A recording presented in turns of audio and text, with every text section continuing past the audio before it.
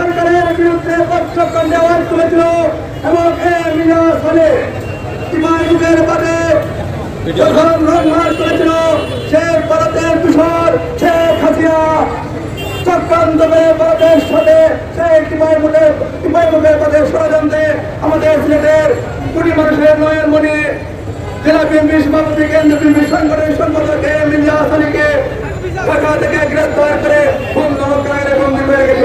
আমরা এই সরকারের কাছে স্পষ্ট ভাষায় জানতে চাই, আমরা বিভিন্ন মিডিয়ার মাধ্যমে বিভিন্ন ধরনের আগে বাজে এবং বিভিন্ন গুজব শুনতে পাচ্ছি। আমরা সঠিক সিদ্ধান্ত এবং সঠিক জিনিস জানতে চাই।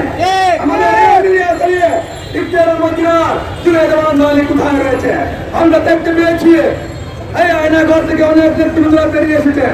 আমরা এই অন্তর্বর্তী সরকারের কাছে আবারও সিলেটবাসীর পক্ষ থেকে বিএনপির পক্ষ থেকে স্পষ্ট ভাষা জানতে চাই আমাদের এই মিডিয়াদারি কোথায় রয়েছে এবং আমাদের মাঝে ফিরিয়ে দেওয়া উদার্ত আহ্বান জানিয়ে আমি আমার সংক্ষিপ্ত বক্তব্য শেষ করলাম। উদাহরণ বাংলাদেশ জিন্দাবাদ, বাংলাদেশ জাতীয়তাবাদী জিন্দাবাদ, শহীদ জবর হোক, দেশ জিন্দাবাদ, সবাইকে ধন্যবাদ।